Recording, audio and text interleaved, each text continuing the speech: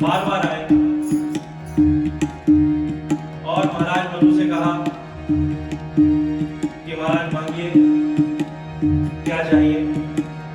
मांगहु बर बहु भांति लोभाए, मांगहु बर बहु भांति लोभाए, परम धीर नहीं चलहि चलाए, परम धीर नहीं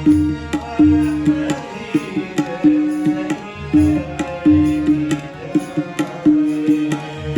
बार बार कहा महाराज मनु से कि महाराज मांगिए, हम प्रसन्न हैं आपसे, मांगिए क्या वर चाहिए। लेकिन परम धीर नहीं चलाए, महाराज मनु नहीं माने। विधि हरि हर तीनों ही देव प्रकट हुए, ब्रह्मा जी, शिव जी, भगवान विष्णु, इनसे भी नहीं माने। मतलब कोई और है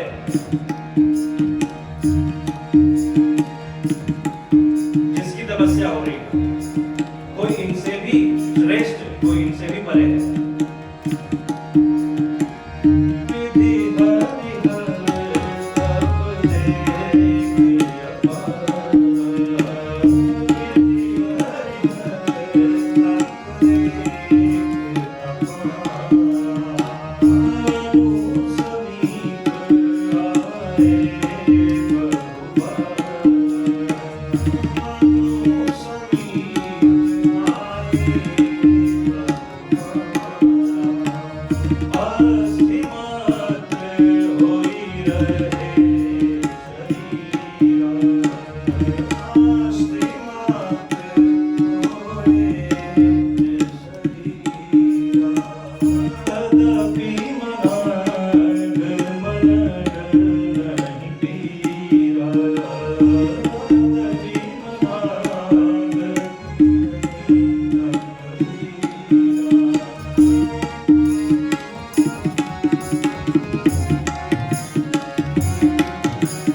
अब तो अस्थि मात्र होए रहे शरीरा, अब शरीर में कुछ बचा नहीं, अस्थि मात्र रह गए, एकदम सूख कर कांटा हो गया। अब तो जैसे मृत्यु ही पहले आ जाएगी। लेकिन कौन है जिसके आने की प्रतीक्षा है? किसके लिए इतना कठिन तप? कौन है? और तब एक दिन जीवन में वह सौभाग्य आया महाराज मनु के। मांग मांग भरु भैन भवानी, मांग मांग भैन भवानी, मांग मांग भैन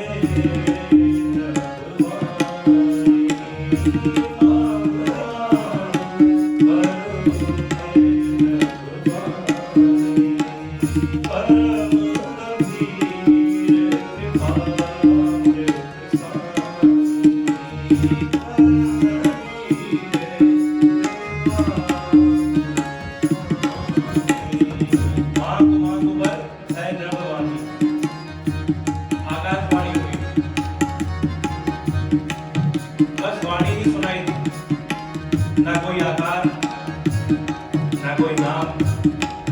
ना कोई छवि ना कोई स्वरूप, कुछ दिखाई नहीं दिया, सिर्फ आकाशवाणी। मांगो मांगो पर है नभवानी, परम कबीर कृपामृत सानी। महाराज मनु विचलित नहीं हुए, छोटे मोटे प्रलोभन से नहीं माने, ब्रह्मा जी से भी नहीं माने, शिव जी से भी नहीं माने, भगवान विष्णु भी आए उनसे भी नहीं माने। मतलब जीवन में छोटे प्रलोभन मिले तो भी अपने लक्ष्य से नहीं चूकना चाहिए, और अंत में वह लक्ष्य प्राप्त कर भी लिया।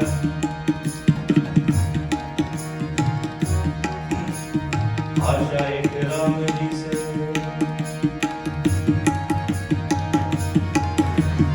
आशा एक राम जी से, दूजी आशा छोड़ दे। आशा एक राम जी से, आशा एक राम जी से, दूजी आशा छोड़ दे।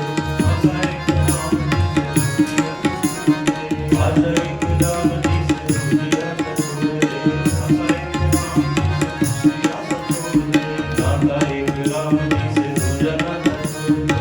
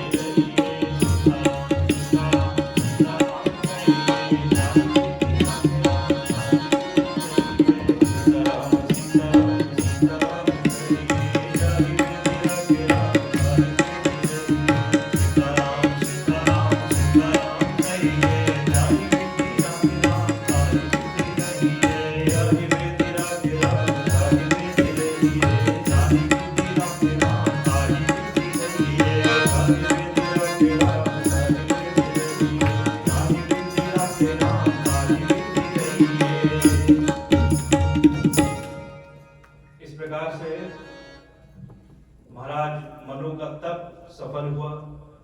श्री भगवान प्रकट हुए, कहा मांगु मांगु वर भय नभवानी, परम गंभीर कृपामृत सानी। कहा उस आकाशवाणी ने, उस ब्रह्म की वाणी थी कि मांगो मांगो मैं प्रसन्न हुआ, क्या चाहिए। तो महाराज मनु ने कहा,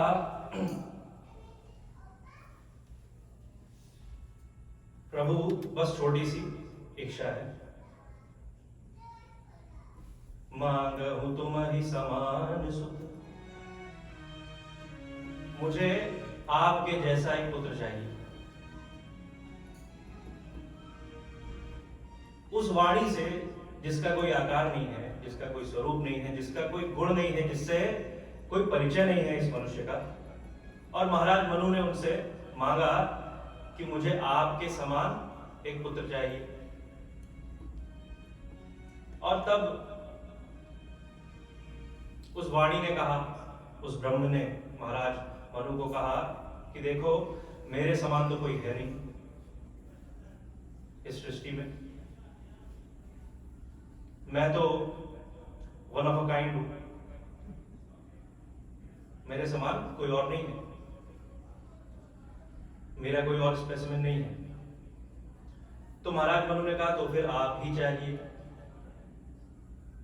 अब श्री भगवान तो बड़े संकट में पड़ गए, इतना कठोर तप किया, इतना परिश्रम किया, उसे कैसे निष्फल जाने दें। और तब श्री भगवान ने वरदान दे ही दिया, तथास्तु, ठीक है, स्वीकार किया। बात हुई सत्ययुग की। सत्ययुग पूरा बीत गया, महाराज मनु की उम्र पूरी चली गई, लेकिन श्री भगवान नहीं आए।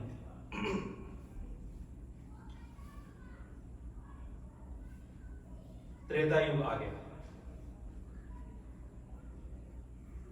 त्रेता में महाराज मनु ही दशरथ बनकर प्रकट हुए, इक्ष्वाकु के वंश में। बहुत बड़ा वंश है,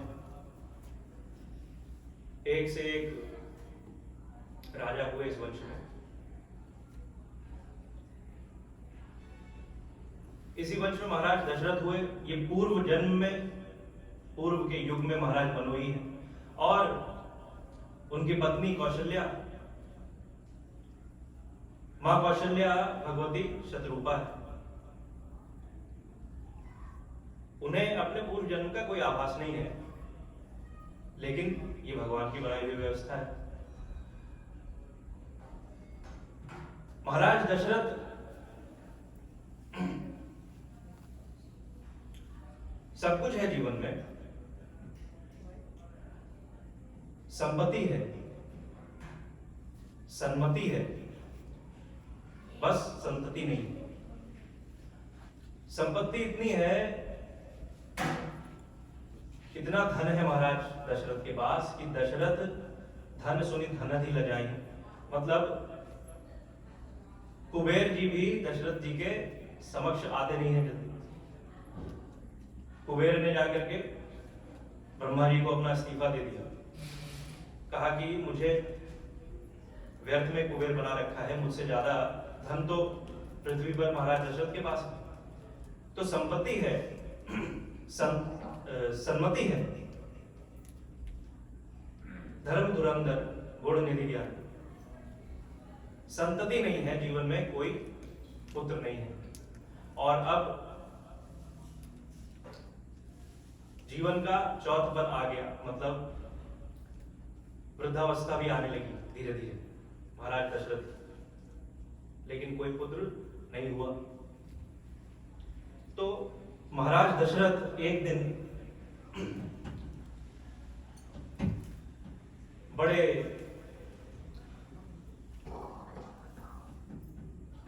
इस बात से लेकर के कि जीवन में कोई पुत्र नहीं है, महाराज दशरथ दुखी हैं, निराश हैं। और ऐसी निराशा में एक बार अपने मित्र गरुड़ के साथ बैठे हुए थे कहीं पे महाराज दशरथ। और महाराज दशरथ ने कहा गरुड़ जी को कि गरुड़ जी, आप तो श्री भगवान के वाहन हैं। मेरे जीवन में कोई पुत्र नहीं है। क्या कभी ऐसी कृपा होगी भगवान की कि मेरे जीवन में कोई पुत्र होगा? एक बार आप भगवान से इस विषय में पूछ करके तो देखिए कभी।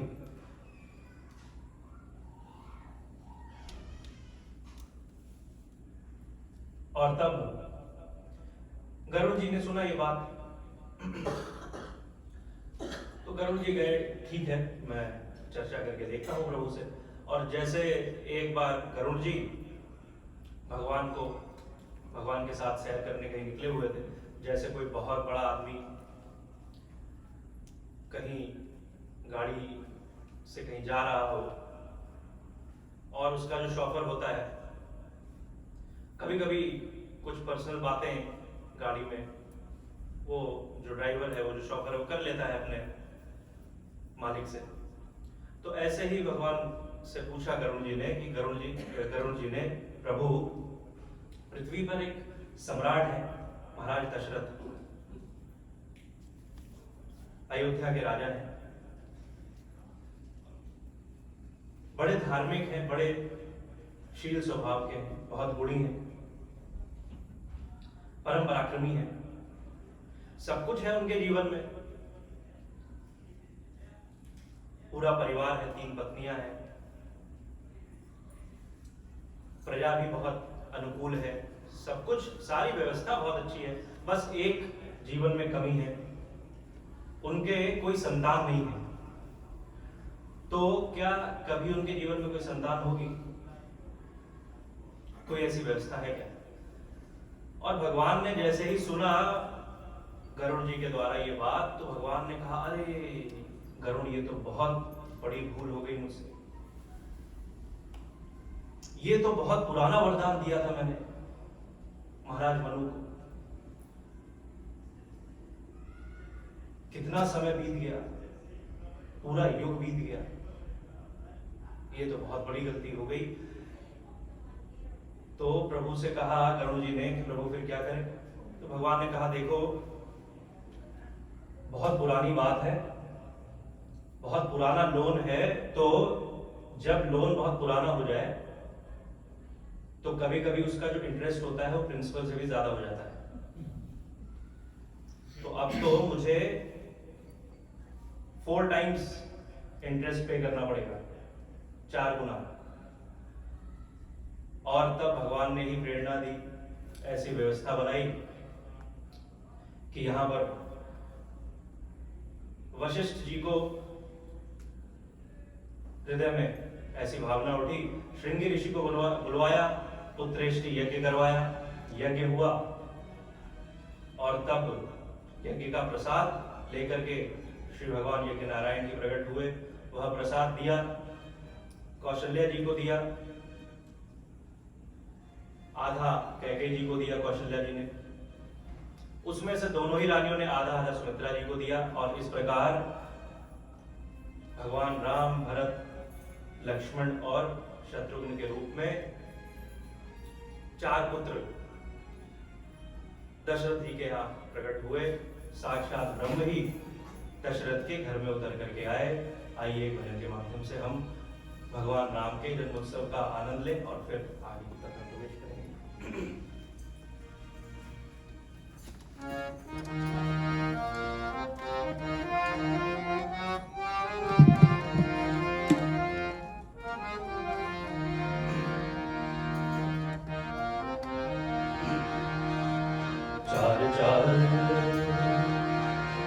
चार चार प्रगटे लगनवा, भवनवा में बाजे बजनवा। चार चार प्रगटे लगनवा, चार चार प्रगटे लगनवा, भवनवा में बाजे बजनवा। चार